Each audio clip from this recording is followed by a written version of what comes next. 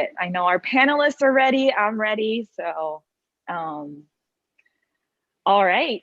So welcome.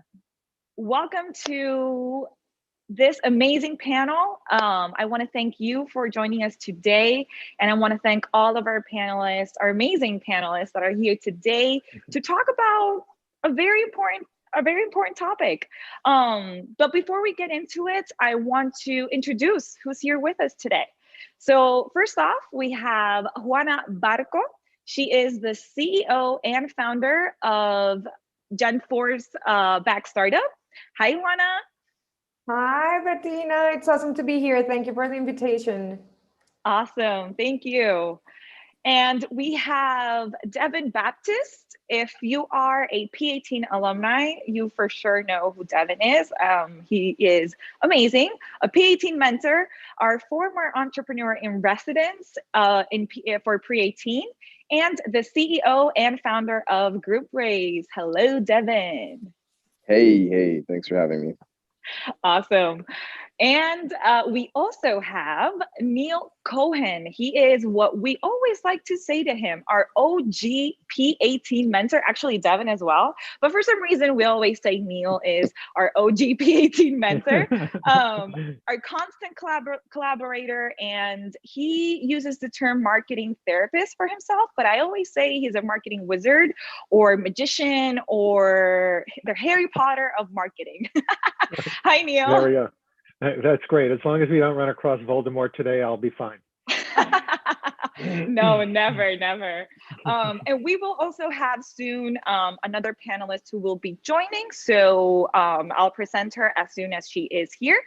But let's get to this. So during March, all across the globe, people come together to commemorate Women in History Month as an effort to recognize the milestones achieved in women's journey towards inclusion and equality, but also as a reminder that there's still so much more to do.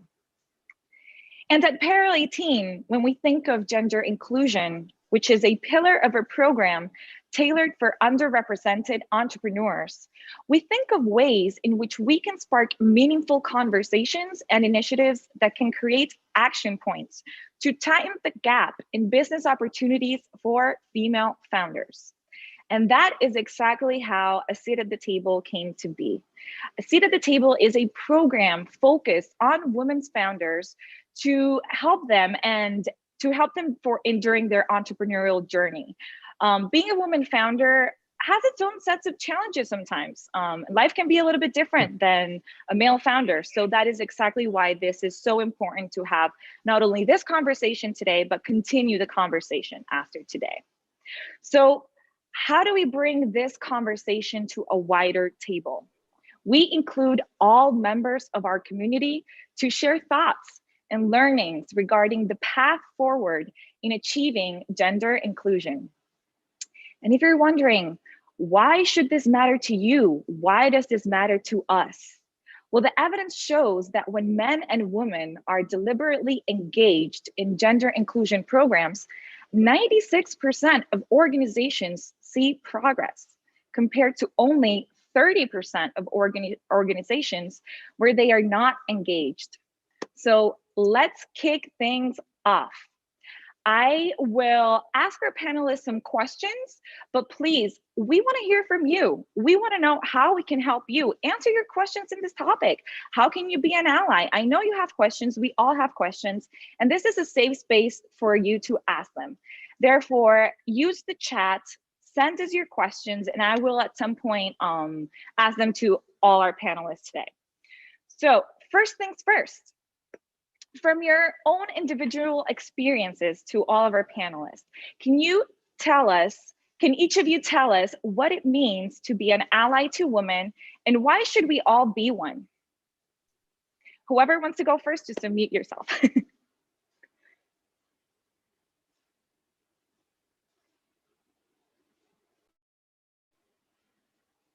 All right, so Devon, you're unmuted. Yeah. Well, first, thank you so much for having me. I think being a part a member of the P18 community is not just something in name. I've experienced it as an entire life and support system, one that I've loved being involved with and hope to continue to be involved with and help lots of founders. So I think this is a very important time. I think we're thinking about these very systemic issues in our society, and especially the entrepreneurial community. I think there's always this tension between the way the world is and the way the world should be. And as founders, we kind of work to drag the world into the way it should be. And there's a lot of pain in that dissonance, and we often live in that dissonance. And so I think taking space and time to talk about life and the dissonance between where we are and where we want to go is very useful. I think thinking about things that move us forward and creating space for people to just share their experience and be heard is really powerful. All humans need to be heard, need their stories to be understood. And if we can promote greater empathy in this community and other communities, I think doing that at scale has a long-term compound impact in society. So let's drag the world forward together is kind of why I think it's important to be here. Awesome. Go ahead, Neil. Yeah, well, and Devon, well said. And again, thanks for having me. Yeah, I think it's been proven over and over again that when you have limited perspective and limited point of views, you get a limited outcome. So, it's hard to believe that with women making up, more than half of us all, they have a significantly less than half of the voice. And again, time and time again, when you look at organizations that are inclusive from all perspectives, not just women, but all perspectives, that those organizations tend to do a heck of a lot better. They understand the situations. They don't just have, they're just not effective as a company, but they have emotional intelligence as an organization that's broader than they would if they didn't have that diversity. And so it's inherent upon organizations. I mean, it's only in their best interest, but unfortunately, a couple of thousand years of bias gets in the way. But to Devon's point, it's, you have to pull things kicking and dragging, and the entrepreneurial ecosystem is very good at pulling things forward, kicking and screaming. I would just add to that, and in general, and seeing it from, and I'm probably going to go into this as we go into question number 2, but there's an interesting thing that we've, like, from our point of view at Back Startup, noticed since we started Back Startup. So when we started, which was 6 years ago, I couldn't find like 3 examples of women CEO, and I went through the process of starting as a founder and pivoting on the way. I wasn't Back Startup CEO at the start. I started being so after 2 years in operation.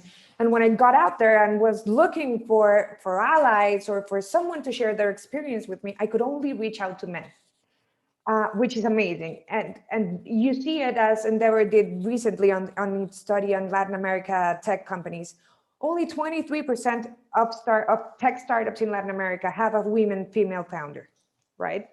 So when you look for examples and when you look for people to inspire you or to give you their knowledge, you can't find it. And I think there's where we have to start. We have to start making female founders and female in tech in general visual. Like, we need to start visualizing them, because otherwise there's no one to look up to. There's no one to share your experience. And that what creates is for me and for us in Back Startup, it's a huge gap in how to lead, how to find your own voice, because you cannot try to be like a man. You cannot try to lead like a man. We all are different. And as long as you can find your own style, which isn't comparable to any man or to anyone different from yourself, it's going to be very hard for us to gain visibility in the whole entrepreneurial environment, right? And so being an ally to women starts with opening the conversation to both male and female. That's the first thing. I really hated when people say, okay, we're going to do a women focused forum and we're only going to have female founders here because female founders are underrepresented. Yeah, that's like me complaining at my house, looking at the ceiling. No one's going to listen and nothing's going to change, right? Right. So that's the first step. The Well, second step, yeah, oh no, sorry. Juana, can I just pile on that? It's Sure, like, sure. Women talking to women is great, but it's your own bubble. Exactly. And it's women, you don't have to change. This is the thing that drives me crazy in a society, like the impetus is put on women to change when it's not women who have to change, it's society that has to change. Exactly. Like when they tell you have to change the tone of your voice or fix your outfit or like your whatever it might be that you have to change, that's their problem, not your problem. And if women get together and talk about that, you can certainly troubleshoot those problems on how to circumnavigate them, but it doesn't change things. Exactly. Well, sorry, your second point. No, okay, yeah, no, but I totally agree with that. And it's really something that I've noticed recently, which is highly frustrating because it's not going to produce any change. The second part of it, and it comes from like some of us that have been founders for a while now, and we have the privilege of being able to raise rounds and having startups that have not yet died, which is like a major thing, especially in Latin America. And some of us who are thriving, we have to set an example, and we have to be open to opening up our experience to other people, telling them what we've suffered, what we've been up to, because, and this is something else I noticed, it's very easy for one random founder who's a male and similar to all the other 100 founders that are successful in Latin America to call one of his friends and get a copy date. For us, somehow, we don't do it. We're not open to going around and saying, hey, I know you're a female founder. I want to learn from your experience. What did you do right? Where did you fail miserably? We don't do it enough. So opening those doors and letting people know, hey, we're here. You can call me anytime you want. I may not have a lot of available time, but I have some of it, helps a lot. Mm-hmm. And in that sense, Juana, you've had a very interesting journey, right? In Latam, you've been in Mexico, Colombia, Argentina, Puerto Rico. So how have you dealt with those issues and those gaps that you have very well described here? It's partially what I told you before. In my case, every time I don't understand anything, I try to get as much information as I can to move forward. So instead of being frozen by fear, I just try to talk to as many people as possible. Unfortunately, when I started as Back Startup CEOs, all the people I could talk to were male CEOs in Latin America that had raised rounds, which was very useful because it helped me to understand that you have to find your own voice and your own style, right? And it helped me, and I didn't realize that until afterwards, where some female founders came to me saying, hey, I know you raised around, I know you went around and talked with all of these founders. What's the good things, the bad things that happened to you? And I started thinking, okay, I failed miserably when I tried to be someone I'm not, right? Yeah. So you just have to understand that it's not personal. It's something that's been in the subconscious mind of everyone around. And you have to find your own voice, your own leadership, and break through, because if not, you're going to be stuck. I believe that's so true. What you're saying is so true about finding your own voice, and we'll continue to talk about it. But I think a lot of your pain is your power. A lot of the things in our struggles we try to hide them. We try to just put on a different face as we interact and navigate. But I found when I got more honest with my story, more honest with my pain, more honest with my challenges, people saw me fully, and I wasn't going to be a prototypical founder who's from the Valley, who is this white dude who went to some Ivy League and was there. Like that's not my story, but my story is actually just as powerful or more powerful. And when I tell my story fully, authentically, there's something that really, really happens. And I think regardless of what your story is, whether it's being a minority or female founder, or coming from a domestic abuse environment, or whatever that is, oftentimes when you mine your pain, you'll find that you have a story that no one's ever heard, that's as captivating as anyone can imagine. And if you need permission to tell it, like I'll give you permission to tell your story. Like just be who you are. It's okay. Right. And again, this gets back to what can you control? You can't control sexist culture. You can only control how you present yourself and talk about your business, and you can control your execution. You can control your work ethic. You control, these things you can control, right? You can't control other people's biases or society's biases. And so owning your story and having a voice, if you're doing all the right things, if you're executing, if you're capital efficient, if you're hitting your milestones, that's what you should be about. And that passion that made you start that business, and don't worry, and you have to just tune out the rest, because eventually you'll pull people along with you by the power of how you execute and do your job. Exactly. And you can see it. You can see it in every country in Latin America. Every country has a different culture. Mexico, I think it's been like the most sexist environment I have encountered through my whole career, in the sense that it's very aggressive. You would go to a meeting and they would talk to my business partner and not to me. But you still have to put your feet down, and it's like, look, I'm the CEO. He knows nothing. Like, yeah, he knows his stuff, but I'm the CEO. I can tell you my story. I can tell you why you're here. And if you show that force is going to force people to look at you. And in those and that same train of thought, Juana, can you share from, I love where you're going with the female founder perspective of like owning and taking that conversation and turning it around and putting yourself in that conversation. So how have you done that? How do you think that founders that are listening to us today, what tips can you give them and recommendations on how to put yourself in that conversation when it's not happening and you see that it's clearly not happening? And we all know when that happens, we all know it's happening. Well, I'm going to say something that's going to feel like it's not true because I'm talking here to all of you, but I'm a huge introvert. I really hate talking to people I don't know. I hate talking to people like in huge spaces. So at first I had to struggle with that and having to meet people and having to go around and pitch back startup when I didn't even know how to pitch.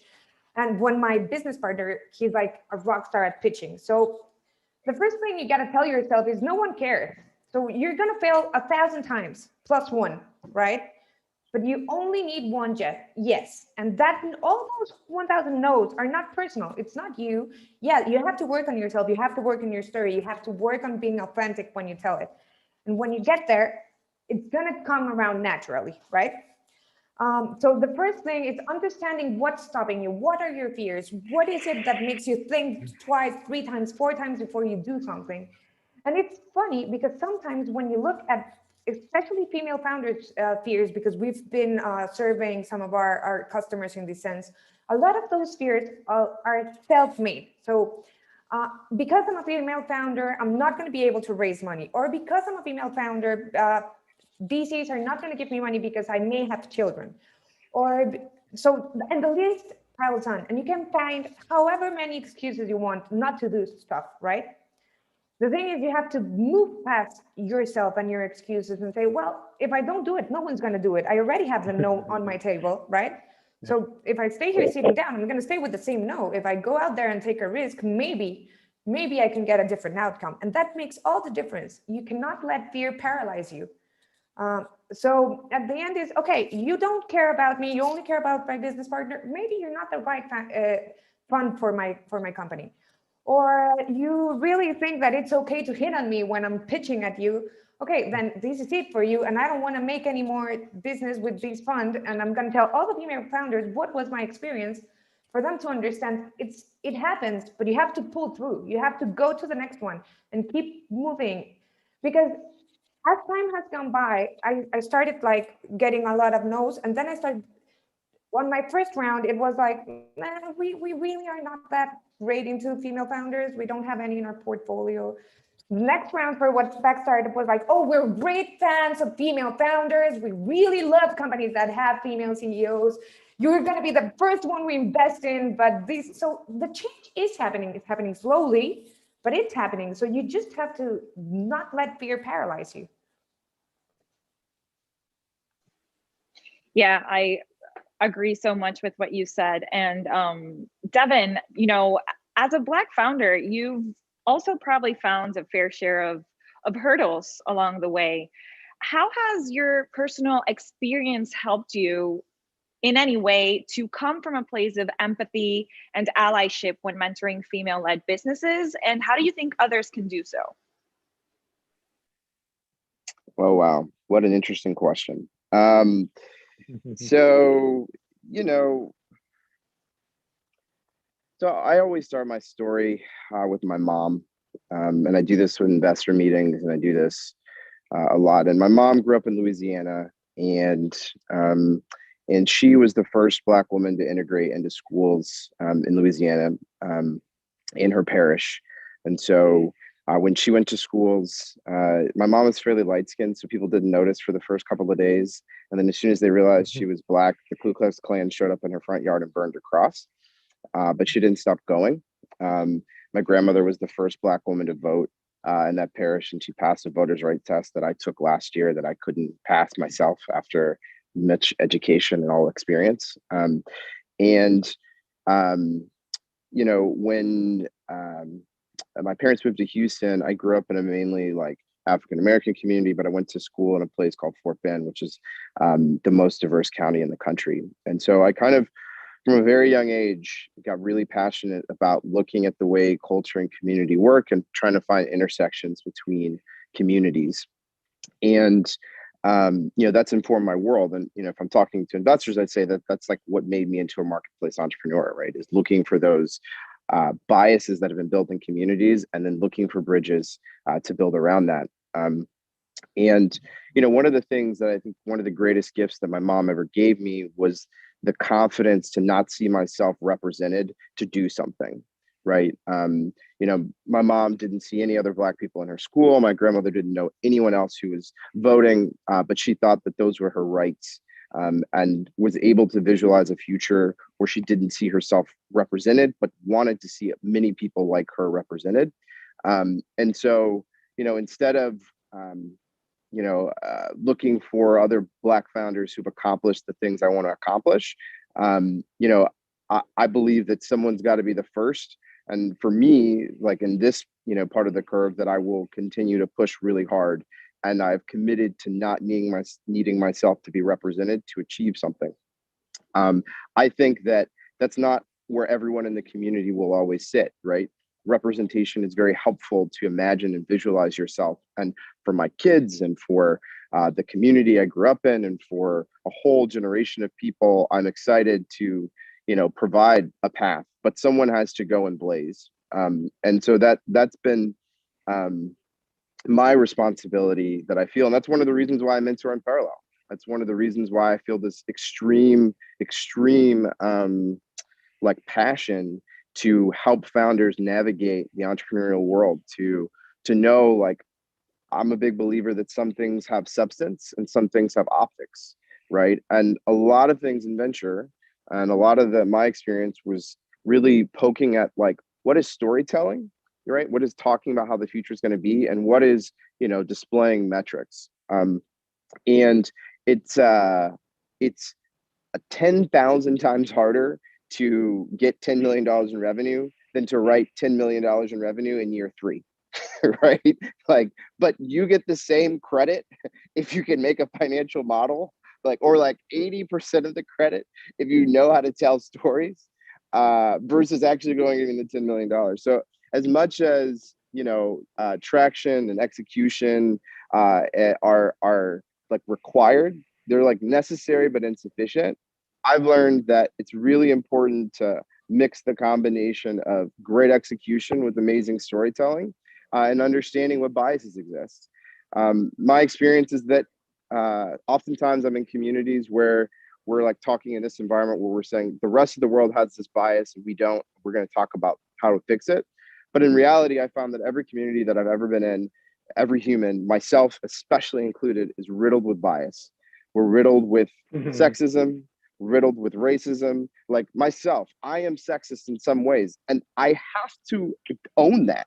I am racist in some ways, right? And if I don't think that I am, that means I super am, because I'm not even trying to push against my biases. So it's more of a question of where am I biased, and how do I eliminate that, and do I want to make decisions along that trend, and so understanding understanding the biases that you come up against, and for me, it's like there's conscious bias and there's unconscious bias. So this has been a really weird year to be a Black founder, because I get a slew of LinkedIn messages asking me to come pitch. And I'm like, wait, did you look at my LinkedIn photo, see I was Black, and want me to pitch? Did you look at my business? Did you care about that? That's a really hard thing now, right? It's a very complex emotion. I'm Wow. like, that's kind of institutional racism. And it's like, it's the same, so like for me, I am less about, promotion of being Black or any sort of identity aspect, and more on like, how do we deal with societal bias, reduce bias, to make sure that opportunity is available for everyone, because I believe talent is evenly distributed out throughout the population, but opportunity and capital is not. I believe that there are just as many, in any background or community, there are amazing top world female founders, Black founders, LGBTQ founders, white founders, but there are lots of biasing systems that exist, that cause for those decisions to be mismade. And instead of, kind of reprogramming a negative bias into a positive bias, which is where I think a lot of we're at now, I think it's like more important to find ways to reduce the biases that you have in your interaction, because, I am, for the most, so the year I raised my venture, we raised 10% of all the money that went to Black founders. Like in 2017, wow. I raised 10% of the entirety of money that went to Black people in the world, which is nuts, right? But like, I couldn't look at that stat when I was raising, because I knew if I knew the stats, it would be so demoralizing that I couldn't pitch, right? So like, sometimes the stats are useful, but sometimes, back to your part about like your self narrative, about like what limitations you put on yourself, what it's hard for everyone. Like, I think it's important to understand, like, so I'm a big believer that the ratio of venture capital is a lagging indicator, not a leading indicator, right? So we have got to be like very understand like what are the leading indicators. And I think a lot of the topics you brought, like sessions like this, are probably a leading indicator, where we have groups, like diverse groups of people talking about this issue, so that we're bringing these issues to top of mind. But this is so, I guess, like,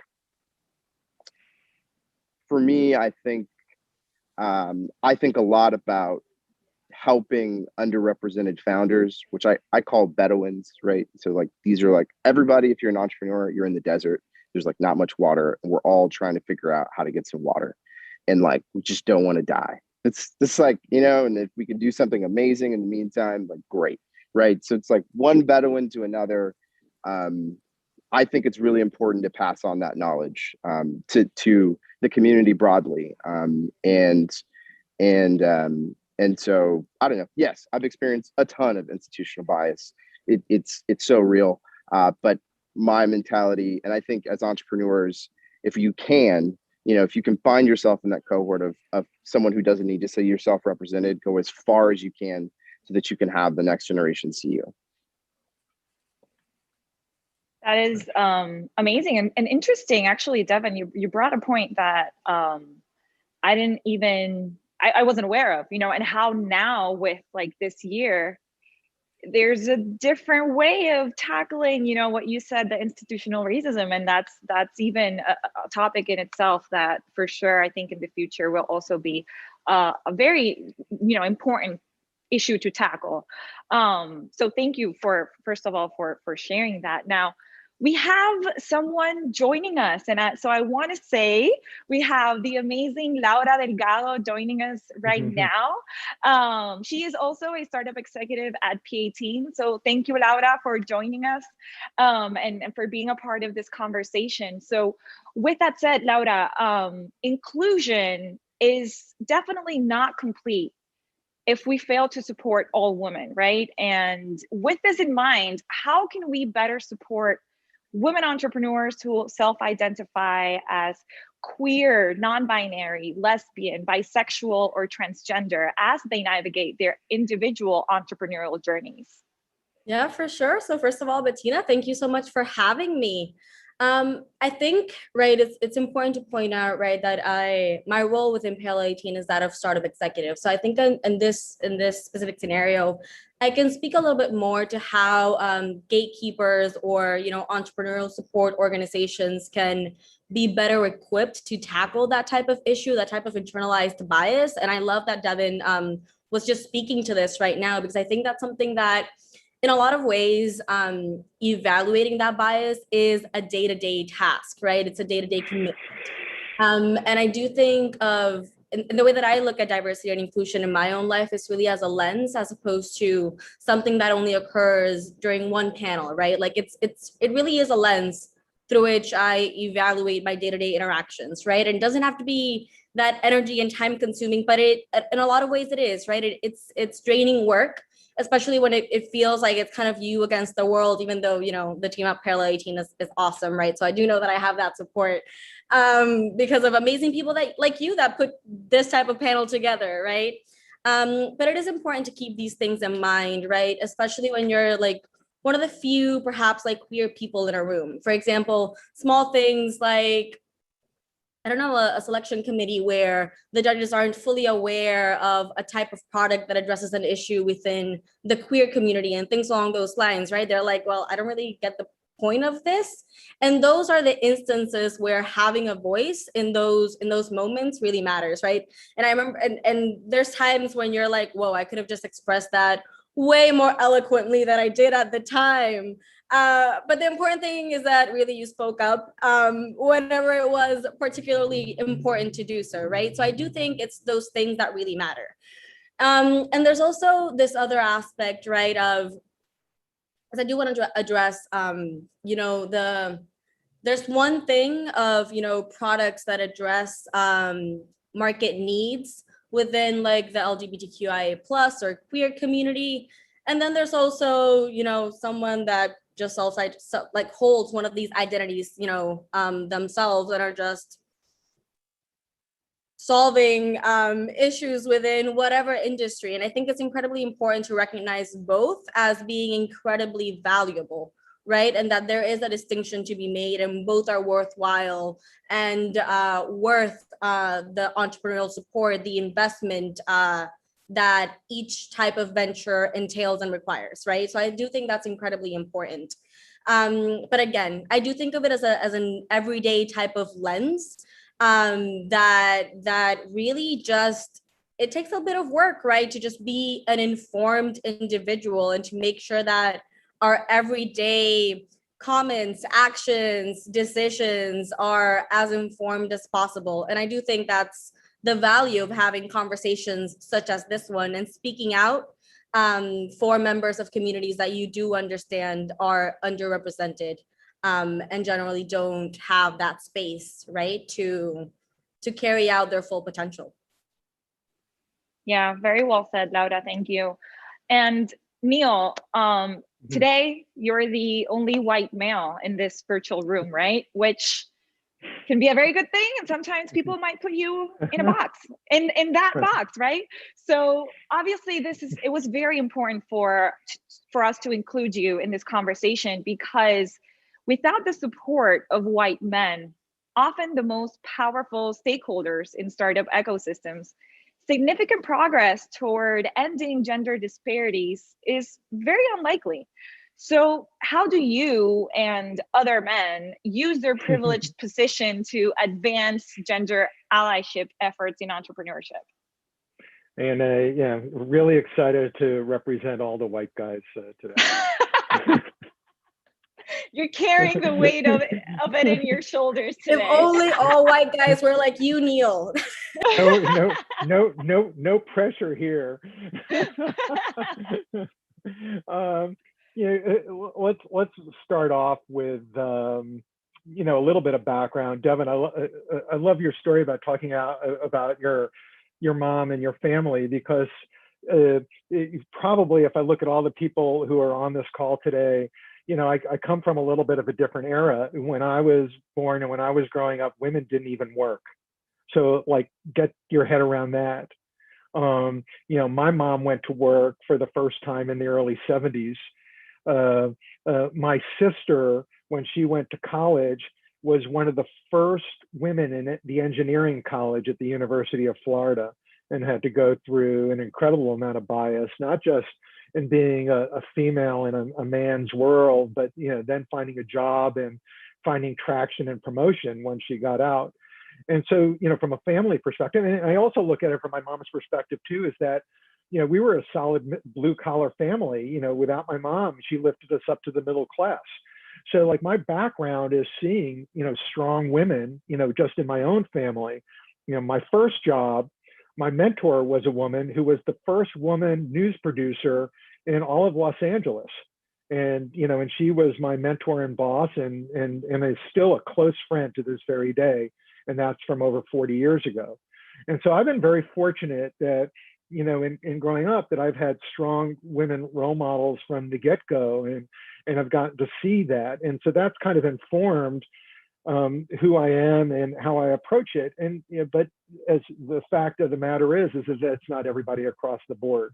So you can only do what you can do to change. You know, this gets back to, you know, Juana, what you were saying before. You can only control yourself. I can't control everybody else.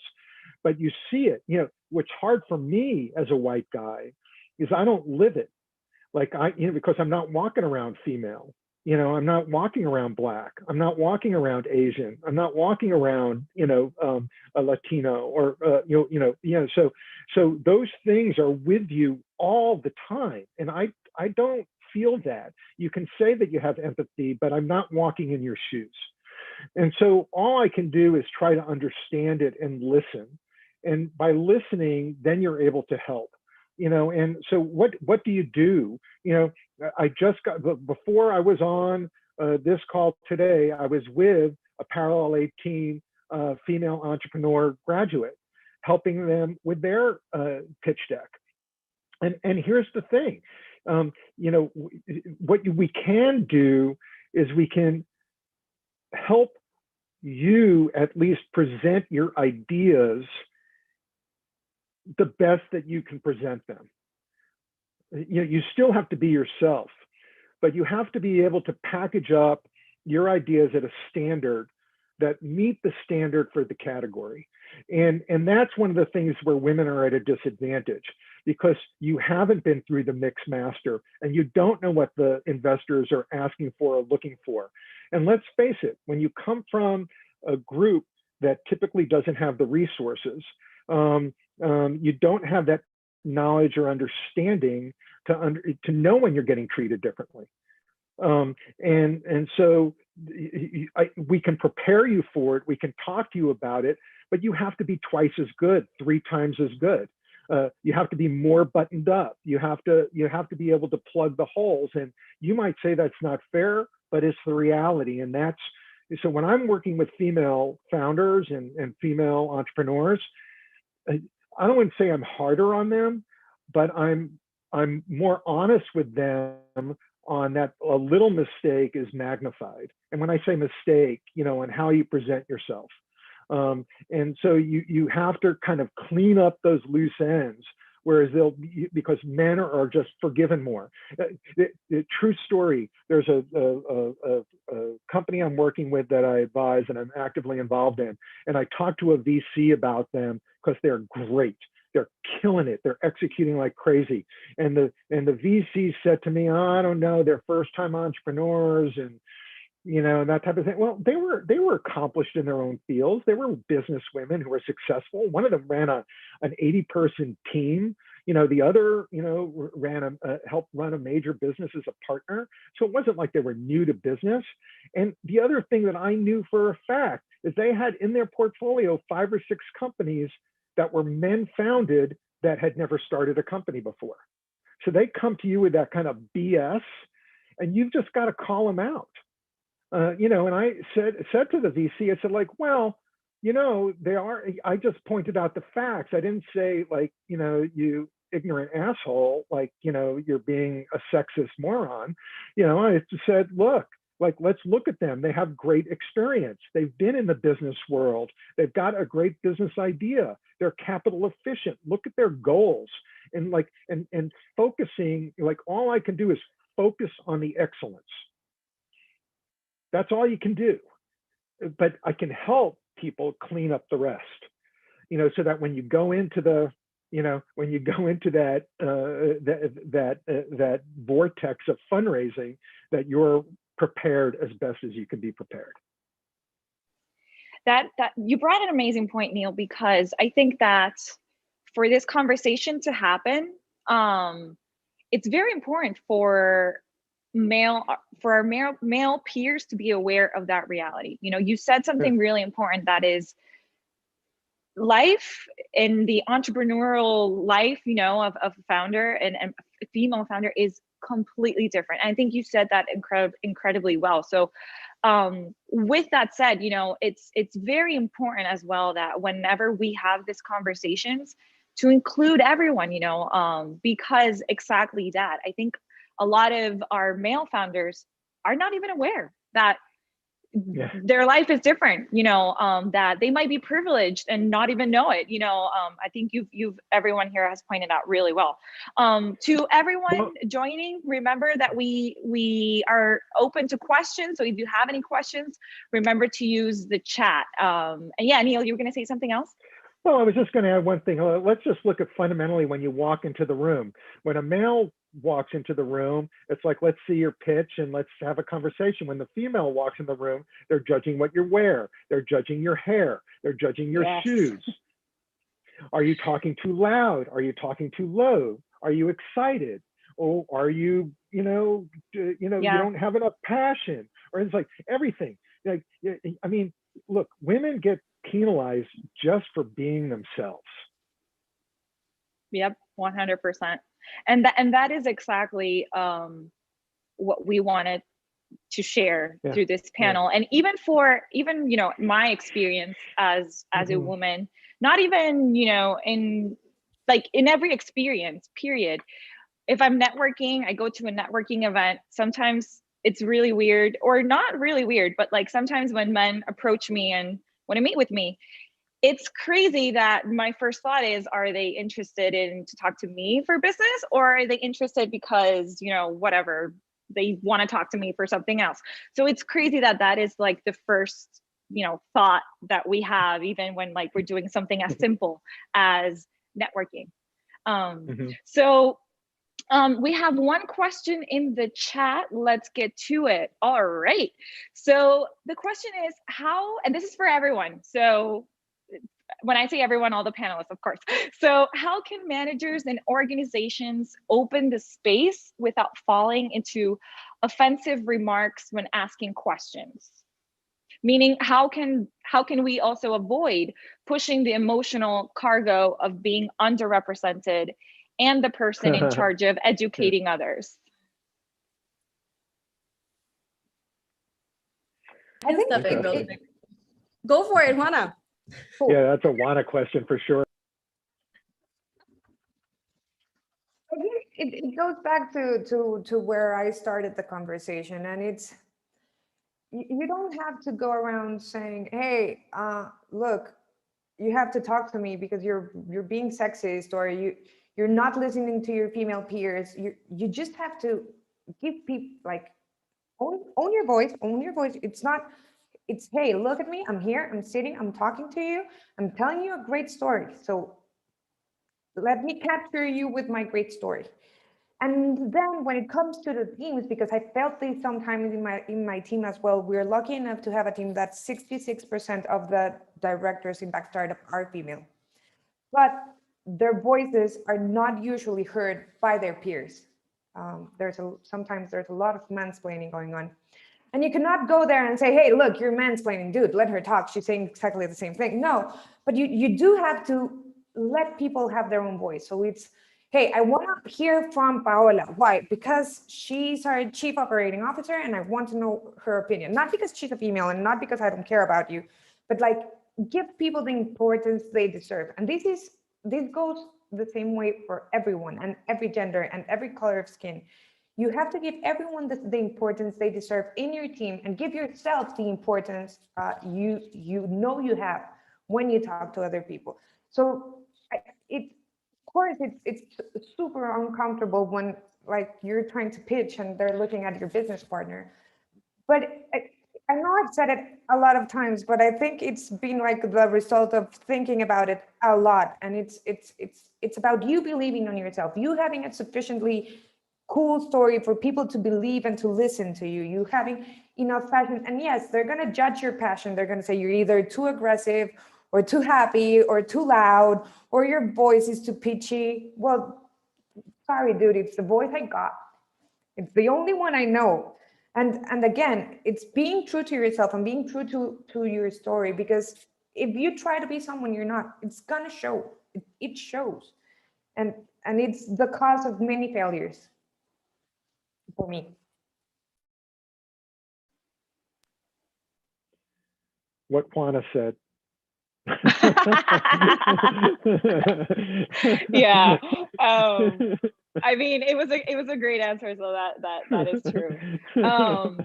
You know, a study by Digital Undivided, which is a nonprofit that helps Black and Latin American communities through female entrepreneurship, found that in the US, Black and Latinx women received only 0.64% of venture capital funds between 2018 and 2019. Now, each of you come from a different sector within our community. And I wonder, from that perspective, what do you believe is the role of accelerators and other startup programs in addressing these issues? Well, I'll kick it off just by saying, obviously, along with Devon, have been with Parallel 18s from the get-go, but I work with a number of other accelerators, regularly, like IndieBio in San Francisco and New York. I work with Startup Chile and Startup Mexico. And one of the things that I love most about it is, I'd say at least half, if not more, the people that I talk to are women-founded businesses. And what's great about the accelerators is that they seek that diversity, because they know the best ideas don't just come from guys. And so, and let's give you an example. One of the female-founded companies that I had the privilege to work with is going to 3D print human organs for transplants. Another, female, funded business is going to change the textile industry by making all the dyes that you put in your clothing plant-based and safe. Again, these are female-founded businesses that would have never existed, or maybe have never gotten off the ground if the accelerator didn't give them the opening to come in and execute. And one of the great things about the accelerator, and this is the same thing at P18, is that once you get in, you're all on equal ground. You're all being judged the same in that environment. And so it creates a level playing field for these companies to succeed and get the input and advice that they need to kind of navigate the things that Juana is talking about, because it requires unfortunately, it requires navigation. And so that's the role, the valuable role. I think the accelerators are opening up the marketplace to these ideas, and they're providing a little bit, I wouldn't say a roadmap, but it's more like, if I'm going to walk through a minefield, I want the person in front of me to have the map where the mines are, so that I can, kind of navigate that more success. There's no reason why I have to step on one of those things. And so, and the accelerators like P18, IndieBio, Startup Chile, that's what they're good at doing. Yeah, I'd have to echo Neil behind that. And so I thought a lot about, there's tends to be two major structures of how funding gets doled out. So one is through application in selection and cohorts. And so when you do that, first off, you have a preset number of investments you're going to make, and you look at all of the investments kind of in parallel timelines. And And so what that does is it allows you to look back at your work and decide, like, are you making the decisions, living out the values you want? And I see accelerators, especially P18, being way more representative than the broader venture community. And I think that's a lot because a lot of institutional bias is removed when you have a more even selection process. And what tends to happen is that more traction, better like work experience, like all those things that get tossed away in an unstructured funding process or get biased against when you're just looking at one deal at a time and you don't have any reason where you have to invest, get kind of pulled away, and you start to see a better distribution of talent getting capital. Versus whenever you go out to raise a round, funds for the most part, depending on where they are in their fund cycle, are not forced to invest it in a given point in time. They're not looking at how many meetings did they take and what was the background of the meetings that they took.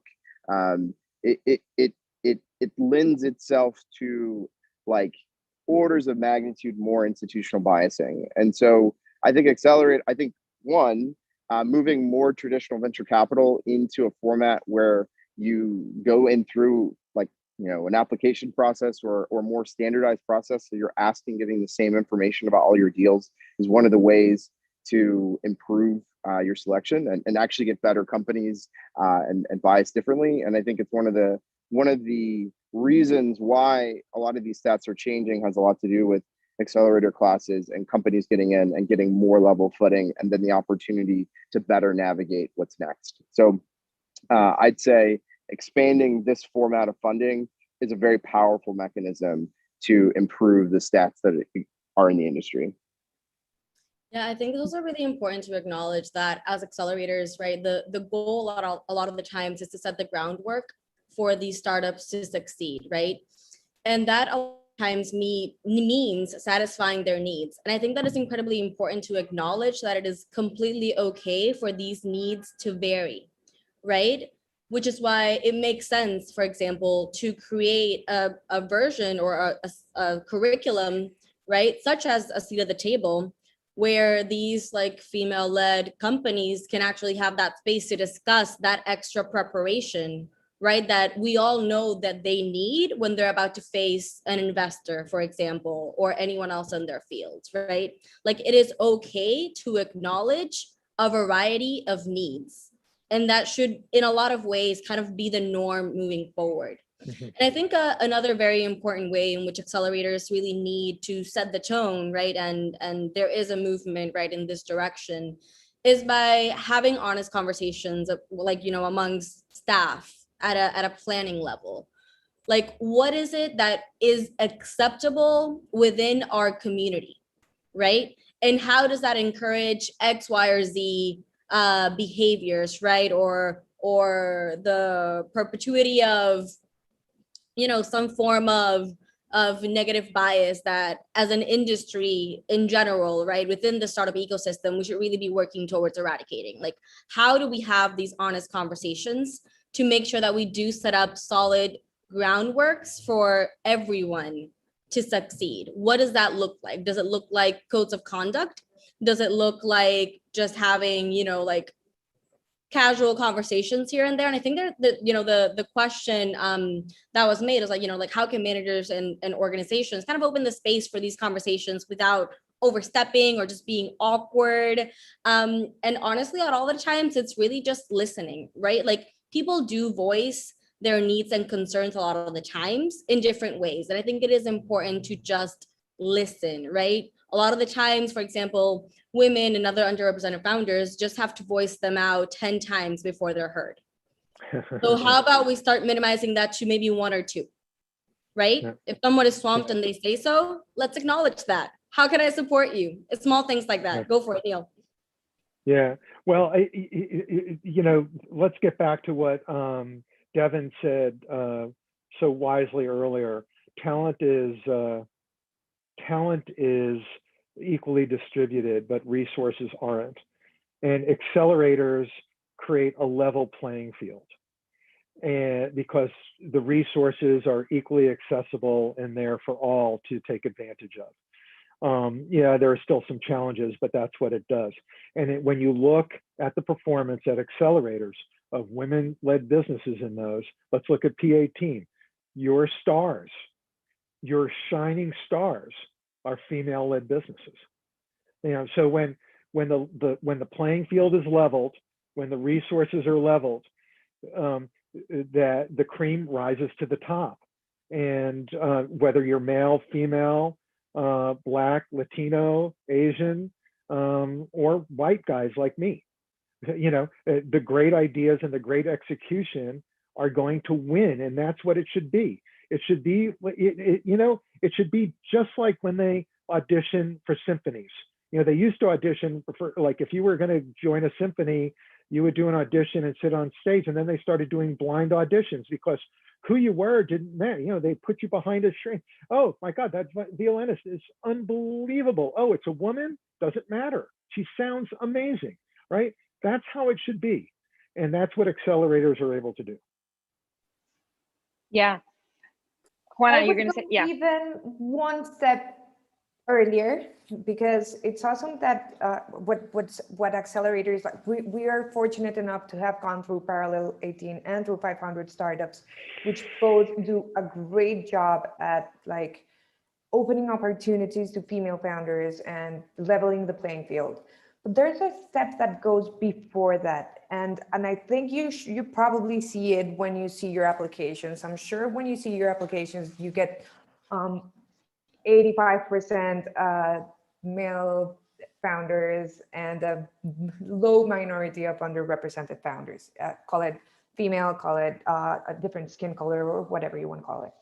And I think that happens for the same reason that male usually apply for jobs they're not qualified for. I know you've all heard that statistic, which is higher. And I think it's the same for female founders or for underrepresented founders. We have a lot more fears going into this. So you have to open the conversation beforehand, like help people overcome their fears, help people understand that you don't have to be perfect. You have to have a plan. You have to do it. You have to jump into the game and overcome those fears that come with being an underrepresented founder. And I think that way, you're not only going to be able to level the playing field, you're going to be able to get a lot more applications from underrepresented founders and help them play the same game.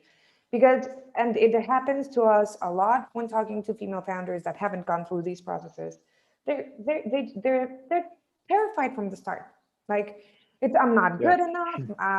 And they're like miles ahead of a lot of startups that apply. Our imposter syndrome. Yeah, well, I hate that word, but it really happens. It really happens. So it's very important that you set an example, that you help people overcome their fears, that there's an open conversation even before you apply, and saying, hey, look, we're here. We did it. We didn't have a perfect product. We were making a lot of mistakes, but it doesn't matter if your team is good enough, if your vision is good enough, if you're really committed to the execution, right? So I think that would be very, very helpful. Yeah, amazing insights. And I have to say, from my perspective as a startup executive in P18,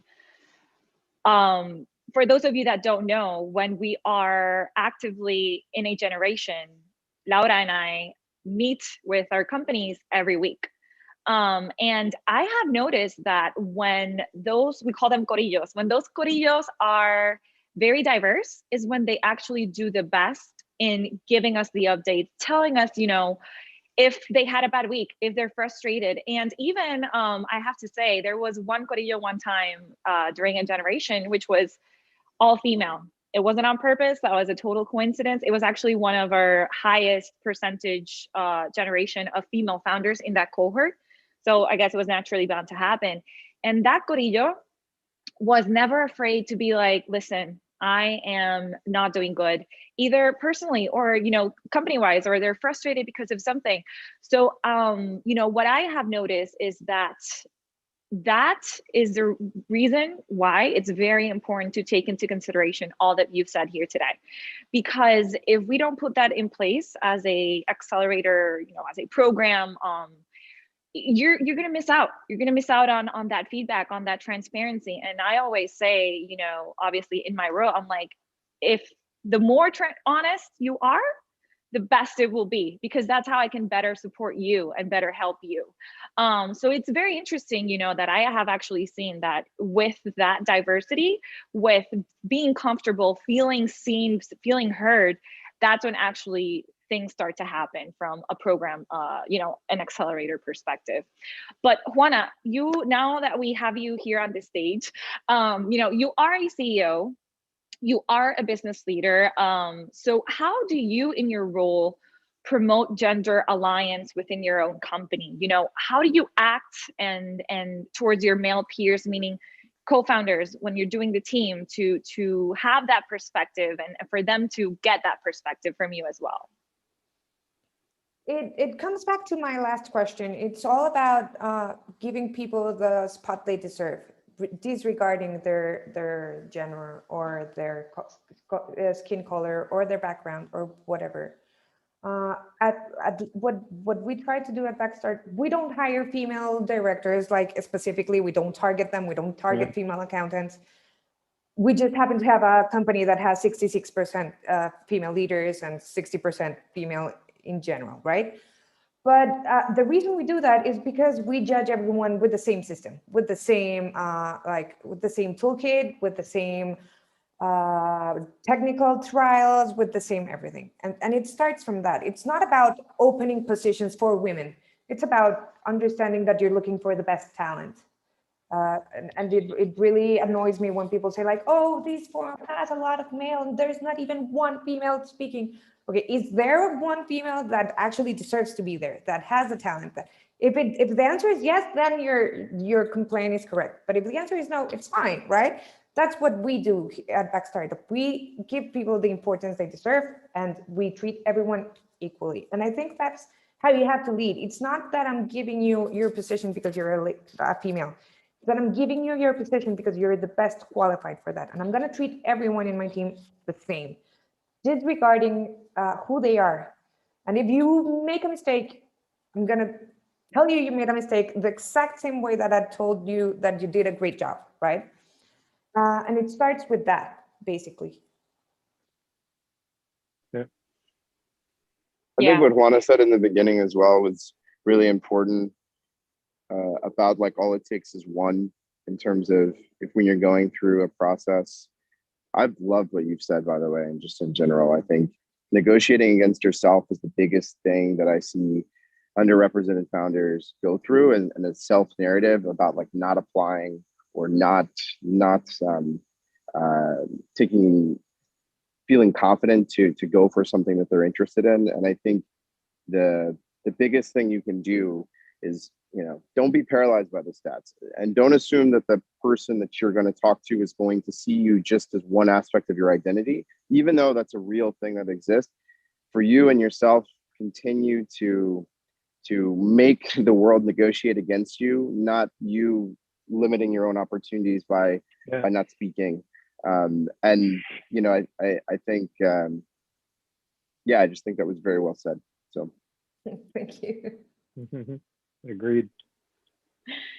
Devon, you know, when it comes to a mentor session, and we all know that you always have amazing feedback, and our founders always love you. So, you know, when you're doing that mentor session, you obviously have entrepreneurs from very diverse and different backgrounds. So how do you tackle those overlapping realities so that the mentorship becomes relevant and realistic to all? Well, I think as founders, what binds us is our pain. This is a really, really freaking hard thing to do, like as a human endeavor, right? It's like going to space or what, and so what I find is, I think it's important to, like, the human experience is wrought with pain, and feeling like you can address it, feeling like you don't have to hide it, finding environments. So I've been talking a lot about honesty, and I think honesty is very important, but I think you need honesty with the support group, you know? So I always talk about it like, when you go on a date, you're not like, you know, all my past relationships have failed and I'm lonely. it's not how you package and tell that story, right? Like, you know, and you should be with me because I don't have a partner and you would meet that need for me. It's a really bad setup, even though maybe it's subtextually true, right? Like, we're not talking about it like that. Now, you might talk to your friend that way, you might talk to someone else that way, but definitely don't talk on your date like that. And oftentimes, I think being honest with your story is about your strengths, your experience, your what you have to offer, and, you know, and even your pain and your struggles. But, you know, in the same way, and that, like, you frame having conversations with other founders and other people who are kind of in pain with you differently than you would, you know, that person on the date than your best friend. Like, I think it's important to have community, you know, and I try to, one of the big elements of being a mentor in parallel is, like, I try to say, like, hey, when that terrible day of trouble comes, like, and you need to call someone, you know, when the dead body has hit the floor and you're like, oh shit, there's a lot of blood, you can call me and I won't judge you. And I'll just help you think about cleaning up the body. And I won't do anything, you know, I won't do anything else with you, because I know that it's hard enough to face the issues we have versus facing ourselves as we face those issues. And so, you know, I think I, instead of, you know, thinking about what each individual constituency's differences are and how they might do that, I tend to gravitate towards just the collective and the collective challenge, and then try to create a space for everyone to deal with their individual issue and get access to me to do that. And I think this is a really, you know, hard game. It just is. It's like, it's brutally difficult no matter what you have on your body or on your, you know, in any sort of place and way. Yeah. So you know, that's, you know, and I think yeah, that's it. Well, you know, and you know, Devon, you said, I think there's something, and this ties into what everybody else has been saying about imposter syndrome and issues and problems, and can you do this? I think the most important quality for any CEO or any founder, but very important for women, I always am impressed with people who know what they don't know. And as a founder, you feel like you need to know everything, and so you don't. You just need to know where to go, or know how to build alliances, or know where to get the expertise to execute. You know, so for example, that one team I was telling you about of women who just had their first business, to mitigate the fact that they were new in a startup and they were in this business, we surrounded them with expert advisors, like top tier advisors in the category that were active advisors. They weren't just like names on the you know, like, you know, they're helping them. And they say, oh, look, you know, they've got this passion, they've got this product, they've got this thing, but they've also got a team of experts. So they can answer all the questions. And while the entrepreneur might not be able to answer all the questions themselves, they've got a team that can answer the questions. So remember that you're allowed to say, like, let's go find out, or let's learn about that, or I don't have that answer, I'll get back to you. You can't, you know, and that's a fear that most people have. But knowing where to get the answers, that's important. And that's why having somebody like Devon available is fantastic, because he will have the answer for you. I think something that's really, really interesting that for one, I love that Juana hates the term imposter syndrome. And I really want to point that out really quick.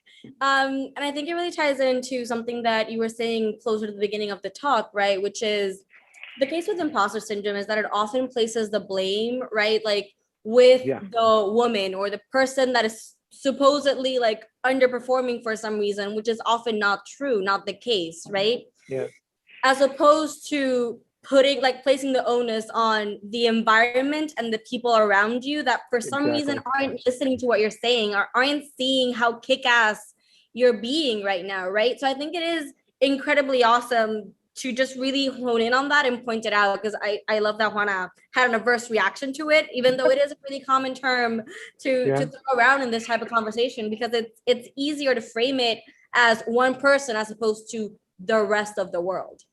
Oh yeah. Oh yeah. And Because it's, white dudes will do anything. Like saying, like, yeah, oh yeah, there's like a job description with like 10 things, and there's like one thing that they know, and they go like, done. Like, yeah, that's my job. And like women, there'll be 9 things they're good at, and one thing they don't do. That, oh, that's not a good fit for me. It's like, like it's just this idea that you could, like, like, it's like, oh, it's perfect for me, and it exists out there, you know.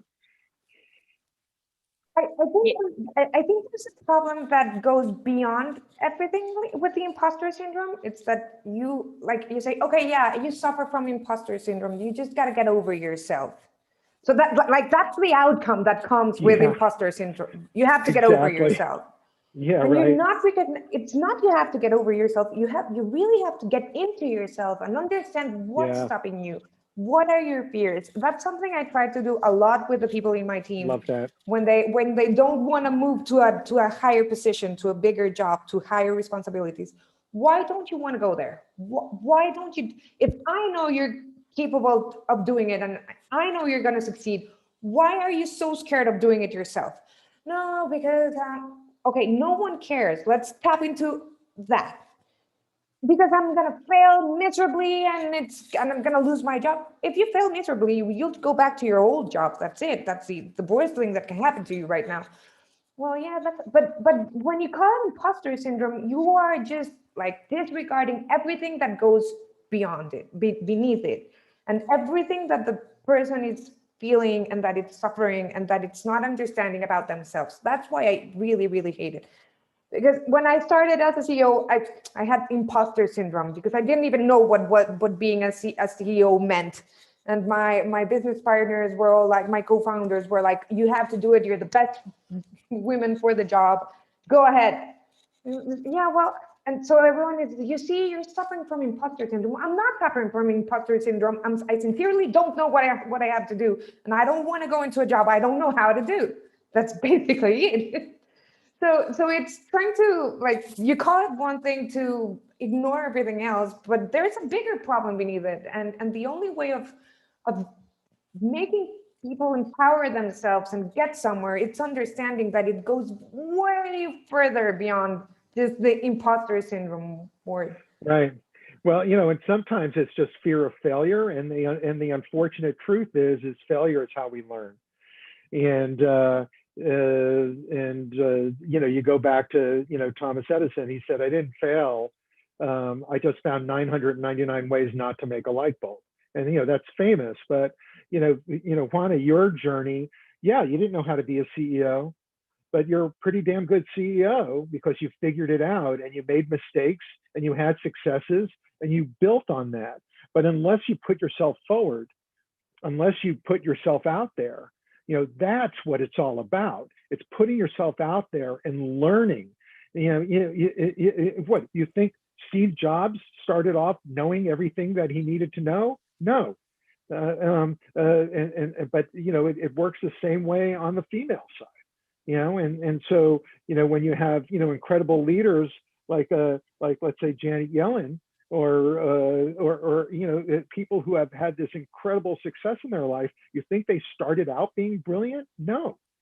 It's all trial by fire. And to your point, you just got to step into the ring and just learn. Yeah, be aware of what you're lacking. Be aware of what you need to understand. Be aware of what you need to learn. Talk to people that have gone through the same process. Let it soak in. Understand what you need to know to do your job. And it's not imposter syndrome. I totally agree. It's just Right. trying to do the best, trying to understand what you need to know, trying to, like, yeah, I don't know. I just my English just got blurry. Happens Oh, to me yeah. all the time. Your English is better than my Spanish. So. Neil, I do want to ask you, when I've had conversations with male founders, or let's not even put founders in it, with male peers and coworkers and whatnot, and I'm talking about this topic, most of the times the first thing they say is like they want to do something, but they don't know how, or they want to have this conversation with me and they don't know how to start it. So from your perspective, what can they do, right? How can they be active listeners, and how can they start this conversation?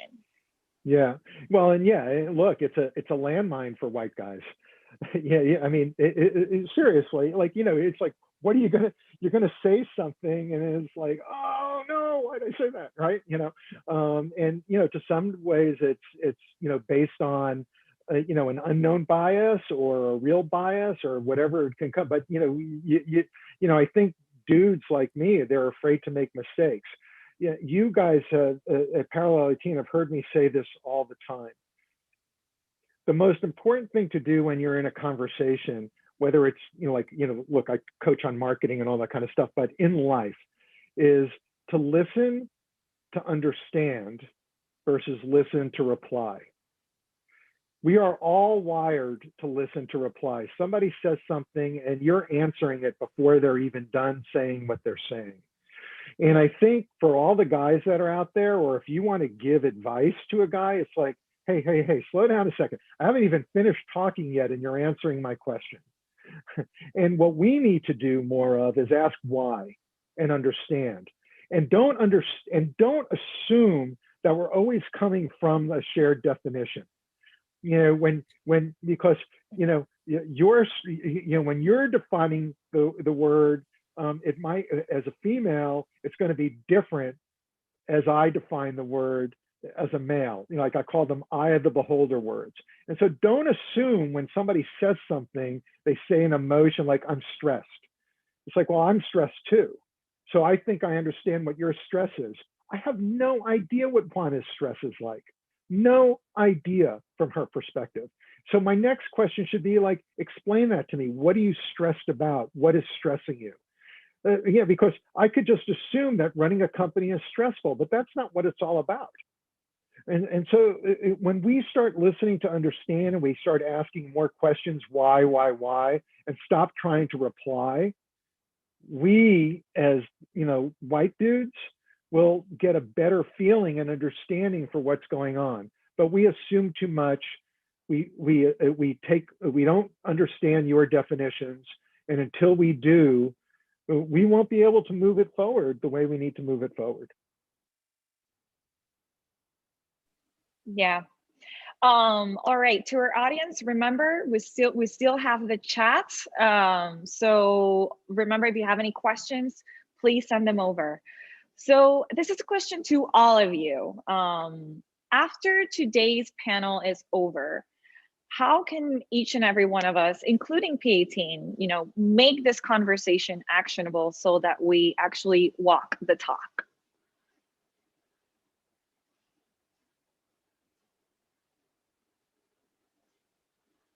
Any of you?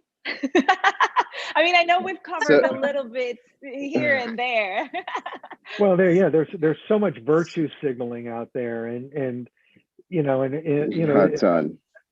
that's kind of a term that's kind of grown out in the last year or two, where people think they're doing a job by commenting on social media, or let's set up a program, and they're all band-aids, and they don't address the fundamental issues at hand, which is, how do you eliminate the biases and then change not just behavior in general, but your behavior on a day-to-day basis.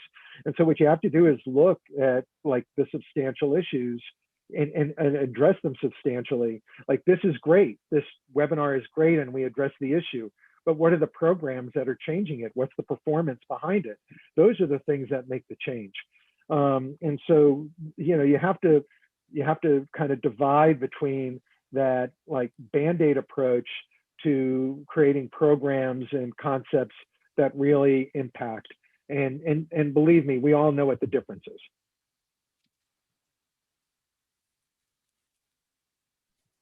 And following up on that, I think it's super, super important that you keep pushing on it. It's not one conversation and then we're going to wait until next year when it's March again to have another one.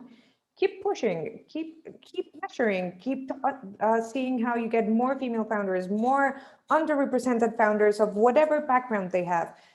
Keep opening doors, keep building down barriers, like really make it part of your constant discussion. And I said this, I don't know with who, talking to someone at the P18 program, what I told them is like, it's really, really, really hard to be an underrepresented founder, whichever type of founder you are. But you already have in your portfolios a lot of different underrepresented founders that somehow are still in the race, right? I'm not going to say we're thriving, but we're still in the race, right? So open the doors for your community to come knock on our door, come ask questions, keep building a conversation with everyone, not just female, not just 10 female in a room with a glass of wine. Open the door for everyone and know and help people gain visibilities on other people they can talk to, right? So I remember once I told you, like, it would be great if you could do like a mentorship program, like a big brother, so to speak, with underrepresented founders. So if you're a female founder, you only have to give 1 hour of your time a month, for example, and go get a virtual coffee with another female founder who's just starting, who has a lot of fears, who wants to hear someone experience. Go keep building those networks for people to lose fear of going out, because it's hard. But being an entrepreneur, it's hard. It's like one of the hardest things you can choose to be. After, I think being a doctor would be worse, but it's hard, right? So it's cool to have someone you can talk to and say, look, I've been having the worst week of my life. 10 people quit their jobs. I'm not getting any funding. Have you been through something like this? Yes, I've been, and it was horrible. I did this, I ordered it this way. Because sometimes the worst part of being a founder is that you feel alone. Even if you have co-founders, you feel really, really, really alone, especially when you're the CEO. And having someone to talk to helps. It always helps. So it's cool if you could just keep pushing through these initiatives to move forward from here. Yeah, that's very well said, Juana. All right, so we are in the last few minutes of the panel. So to everyone in the audience, again, if you want to send your questions, please do so. I want to, for this, let's say, last question from my end, can each of you, in a nutshell, just like your last insights and thoughts and like your ask of everyone here that is listening to us, what is your ask? What do you want them to be like the biggest takeaway, and what do you want to say to our audience?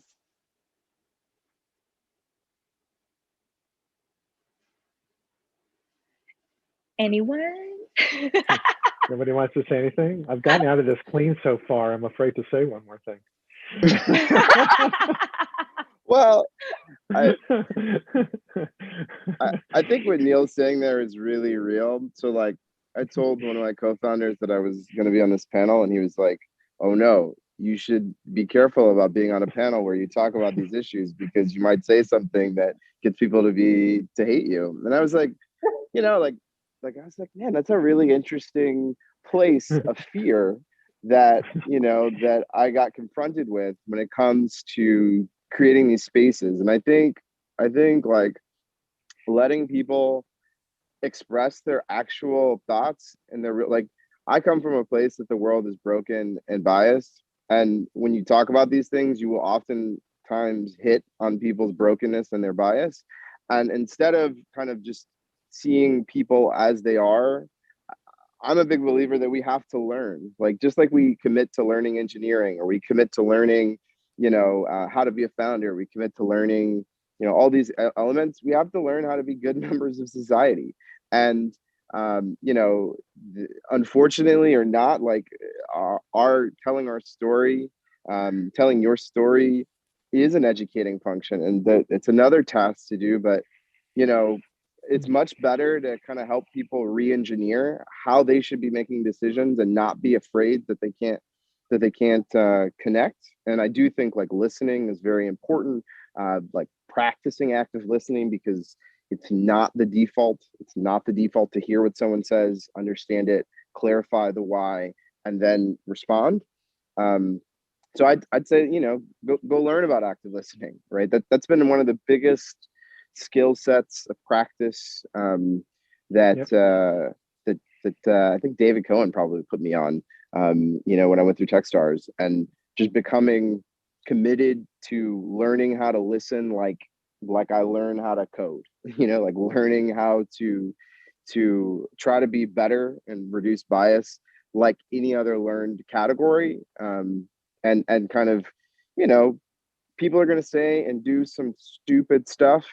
And I'll ask everyone to have a little extra patience and explain, like your point of view. And if they don't listen after that, but I'd say the world will be much better if we give each other grace.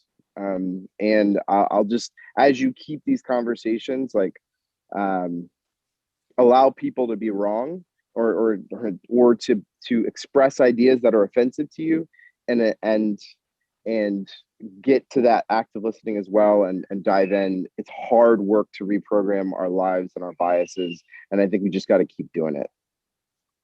Something that you said, it really reminded me of something that I'm a huge fan of, which is dialectics, right? So like this idea that two seemingly opposing ideas can be true at the same time. So there's one that I try to, exercise in my day-to-day as much as possible, and that's acknowledging where one is at, right? Like accepting where one is at and still challenging oneself to change, right? So like it is okay to be as you are, and it is okay for the other people that are around you to also be as they are, right? It's meeting people where they're at. That's incredibly important. But, right, simultaneously, it is completely okay to challenge, people to change, right? Towards, a direction where biases are evaluated and worked against. I love how we have like duendes in English. I'm blanking, but we have them in the office. One just flew past Bettina. And I'm just here like, nothing's happening. Yeah. There's no one behind me. If I just look straight at the camera, it's fine. No, but I do think that's incredibly valid, right? So yeah, I think that's my one call to action. Just kind of like, it is okay to accept where you're at and those around you and where they're at. But understand that improvements can be made, and as such should be made. Yeah. Juana, I think you should have the last word. So hang on a second. No pressure there, Neil.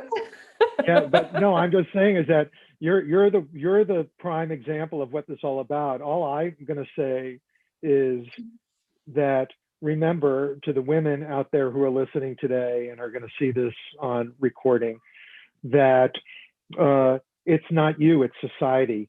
This is not that you do not have to change. You just have to navigate the reality. Yeah. And while that's a sad truth, it's a truth that, until society catches up, you're going to have to do it. And that's why we're all here, is to help you navigate that. But remember, time and time again, you should be you. That's part of the business that you're starting. That's the passion that got this thing going. It's your execution. It's your ability to communicate and tell stories. It's your success. This is what you should be celebrating and sharing with people. And if they can't see through that, they're not your partner. Yeah. You don't need them. They need you. Yeah. And remember that you're bringing something amazing to the table. If they don't want to participate, screw them. Find somebody who understands that they can share in your success. Yeah, I would. So I'm going to close with first addressing Neil and and Devin's fear of being here. I think it's really important that you are. So I know it's really hard to participate in these environments because it's really easy to say something that's going to offend a lot of people, but you did a great job. So please keep doing it, because it's really, really important to have all sides having this conversation. It's not, as I said from the start, it's not just a female-led conversation. It should involve everyone. So that's the first thing. And the second one that goes for female founders and for every underrepresented founder, do it for yourself. So it's really important not to let fear paralyze you and keep moving. Even if it's hard, even if you get a lot of no's, you have to keep moving and you have to find your voice. And once you find your voice, which is really hard to do, help other people find their own voice. That's why I love participating in these things, because for me, it took me a long time, I would say a couple of years, to find my own voice, to find my own leadership style, to find to understand how I'm most successful, for example, pitching or leading or getting people to do things. So once you find it, which is a very hard task, help other people find it, because it's going to create more successful founders. So donate your time, keep moving and keep helping people move. That's the only way we can move forward. With that, I wish we could be here for a lot more time, but and I know this will be something that we will continue doing forward. So first off, I want to say thank you to our amazing panelists. They were quick to say yes. They were quick to say, I am honored and would love to be there. So I 100% want to thank you for that. I thank you for your honesty, your transparency. And I think for everyone that's listening in, my biggest takeaway that I wish for you is that I think you got that. First of all, you're not alone. You know, sometimes we think that you are the only person thinking that, and you're not. And I think this was an amazing place to acknowledge that. And I think it's very important for us to continue this conversations. You know, in P18, we will continue these conversations, and within yourselves, in your companies, in your wherever you your network, whatever it is. Please make sure that you continue this conversation and you take everything that we have discussed here and make it actionable, because that is the most important part. Being here is the first step, but making a proactive step into all of this is the most important thing you can do. Oh, by the way, Laura, did you want to say something else? Sorry, I skipped you. I definitely spoke. You just started. Yeah. Jesus. You can tell it's the end of the panel. Anyway, so with that said, I like to thank all of you as well, or the attendees, for being here, and making sure that you again are in this conversation and hear people out and be active listeners. Last few things: if you are a female founder and you would love to engage with people that we have talked to today, or amazing panelists, you can apply to our program starting April 5th. So you can become a part of our community, or you can reach out to them directly. So once again, thank you all for being here today. Thank